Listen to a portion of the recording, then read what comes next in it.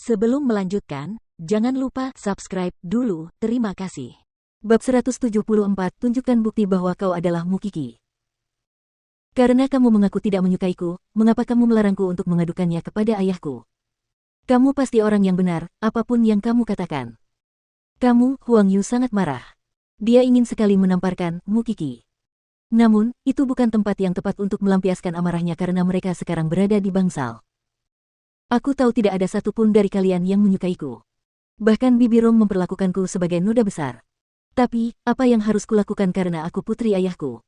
Mu Tangsue bertingkah seperti Mukiki dan terdengar seperti dirinya. Dia ingin membuat keretakan antara Mukiki dan keluarga Sen semakin besar. Pada saat itu, kakek Sen mendorong pintu dan memasuki bangsal. Dia tampak tercengang saat melihat Mu Tangsue. Bukankah kau bilang kau sedang sibuk di laboratorium? Aku datang untuk menemui ayahku. Kalau begitu, aku akan kembali, kata Mu Tangsue dengan tenang. Ayah, senang sekali kau ada di sini. Lihatlah dia. Betapa sombong dan angkuhnya dia di depan para tetua. Bagaimana mungkin kita bisa memujanya seperti ini? Huang Yu memanfaatkan kesempatan itu untuk mengeluh tentangnya di depan kakek Sen. Kakek Sen duduk di samping Sen Jianchuan. Ia meletakkan kedua tangannya di lutut dan tetap diam. Mereka saling memandang ketika tidak ada seorang pun yang melihat mereka. Mu Tangsue terdiam beberapa detik. Ia mengira kakek Sen tidak melihat penyamarannya. Jadi, ia mulai bersantai di bangsal. Sekarang, ia adalah Mukiki. Ia pasti bisa melakukan apapun yang ia inginkan dan tidak perlu khawatir. Dia tidak menyukai Huang Yu sejak dulu, maka dari itu dia memanfaatkan kesempatan itu. Tiba-tiba, dia maju dan mendorong Huang Yu setelah dia mengucapkan kata-kata itu kepada kakek Sen. Huang Yu terhuyung-huyung dan tidak dapat berdiri tegak. Akhirnya, dia jatuh ke lantai dan semua orang tercengang. Mukiki. Tetua kedua maju dan mencengkeram kerah baju Mu Tangsue. Dia sangat marah. Bagaimana mungkin kau mendorong bibi keduamu? Dia memperlakukanku dengan buruk. Kenapa aku tidak bisa memberinya pelajaran? Lihatlah sendiri sekarang. Beginilah dirimu yang sebenarnya, bukan? Tetua kedua tertawa dingin. Kamu dengan tegas menyatakan bahwa kamu tidak peduli dengan apapun yang menjadi milik keluarga Sen pada awalnya. Sekarang, kamu telah menarik kembali semua yang telah kamu katakan sebelumnya. Penatua kedua, lepaskan tanganmu. Kakek Sen berkata dengan tenang kepada penatua kedua. Ayah, kakak tertua, aku harus memberinya pelajaran, tidak peduli apakah ayah senang atau tidak senang dengan kejadian hari ini. Pada saat itu, Mu Tangsue memanfaatkan kesempatannya untuk menggigit tangan tetua kedua. Tetua kedua tidak dapat menahan diri untuk tidak mengerang keras. Apa yang bisa kamu lakukan padaku? Sepertinya aku tidak bisa tinggal di keluarga ini lagi. Huang Yu melihat suaminya juga terluka. Dia berteriak keras, ayah, mulai hari ini hanya satu dari kita yang bisa tinggal di keluarga Sen. Kakek Sen melirik Huang Yu dan mencibir dingin. Kiki tidak akan pernah melakukan hal seperti itu kepada para tetua. Kau melihatnya sendiri. Bagaimana kau masih bisa membelanya?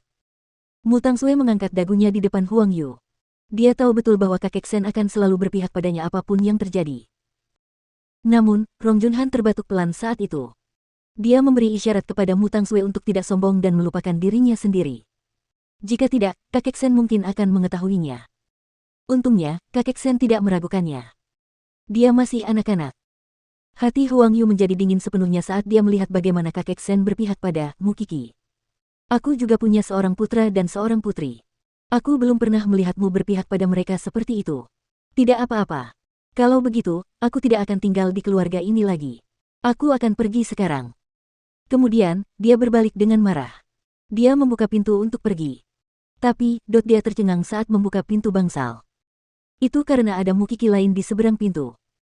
Huang Yu melirik Mukiki yang ada di pintu, lalu berbalik dan menatap Mukiki yang ada di bangsal. Mereka hampir sama. Tempat di mana mereka memiliki tato dan tahi lalat juga sama. Ini. Bibi kedua, ada apa? Mukiki bertanya pada Huang Yu. Huang Yu mencibir dingin. Tiba-tiba, dia menjadi bingung. Trik macam apa yang sedang kamu mainkan sekarang? Memainkan semacam permainan di mana kamu memiliki pengganti yang siap sedia untukmu. Setelah itu, Huang Yu mendorong pintu hingga terbuka dan semua orang terkejut. Itu karena ada dua gadis yang tampak seperti Mukiki pada saat yang sama. Ini. Ekspresi wajah Rong Junhan berubah. Itu karena dia telah memerintahkan seseorang untuk membantunya mengawasi situasi di rumah sakit. Jika Mukiki yang asli muncul, mereka akan melarangnya muncul di depan semua orang. Mengapa Mukiki masih muncul di sana? Pada saat yang sama, Mu Tangsue tampak tenang tetapi sebenarnya telapak tangannya sekarang dipenuhi keringat. Mu Qi tersenyum dan berjalan ke arah Mu Tangsue. Kemudian, dia mengamatinya dari atas ke bawah. Dia berkata, Mu Tangsue, aku tidak pernah menyangka kamu akan terlihat sepertiku jika kamu berusaha keras untuk berpura-pura menjadi aku. Mu Tangsue pun ikut tersenyum. Apakah aku berpura-pura menjadi dirimu atau kamu berpura-pura menjadi aku? Mu Qi mendengar apa yang dikatakannya dan dia merasa geli. Mu Tangsue memang aktris yang baik dengan kemampuan akting yang sangat baik. Kemampuannya untuk mengatasi kejutan apapun yang muncul memang bagus. Siapakah Mu Qi yang sebenarnya? Yang datang lebih dulu atau yang datang setelahnya? Tetua kedua tidak dapat menahan diri untuk bertanya. Itu karena dia tidak dapat membedakan mereka hanya dengan melihat penampilan mereka. Mereka tampak sangat mirip. Saya Qi, paman kedua. Mu Tangsue memanfaatkan kesempatan pertama untuk berbicara lebih dulu. Kemudian, dia menunjuk Mu Qi dan berkata kepada kakek Sen. Kakek, saya tidak tahu mengapa Mu Tangsue berpura-pura menjadi saya. Tapi saya jelas Qi. Kakek Sen menatap Mu Tangsue dan tersenyum juga. Kamu mengaku sebagai Qi. Kalau begitu, kamu harus menunjukkan bukti bahwa kamu adalah Qi. Meskipun kalian berdua mirip, hanya satu dari kalian yang merupakan Qi yang sebenarnya. Kenangan tidak akan berbohong, bukan? Wajah Mu Tangsue memburuk. Beberapa hari yang lalu, ada kejadian menarik di rumah keluarga Sen. Ceritakan padaku apa yang terjadi hari itu.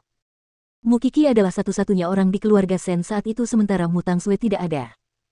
Jadi, siapapun yang dapat menggambarkan pemandangan itu pastilah Mu Qi yang sebenarnya.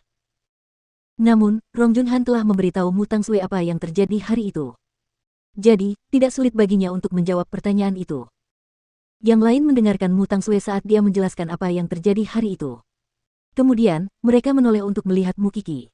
Dia baru saja menjelaskan apa yang terjadi hari itu. Dia telah membuktikan identitasnya. Jadi, kamu adalah Mu Tangsue. Mu Qi menatap paman kedua dan tersenyum. Bagaimana jika seseorang memberitahunya sebelumnya?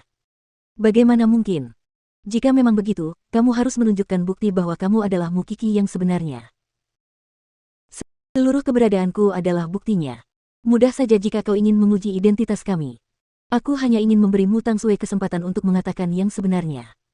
Sebenarnya, kamu yang palsu, bukan? Huang Yu mencibir dingin. Kalian berdua sama sekali bukan gadis yang naif. Meskipun Mu Qi memang menyebalkan, apa yang telah kamu rencanakan dengan berpura-pura menjadi dia? Sudah kubilang, aku Qi. Mu Qi berkata dengan tegas.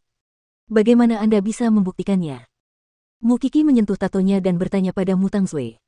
Kau tidak akan tahu segalanya tidak peduli seberapa keras kau mencoba berpura-pura menjadi diriku.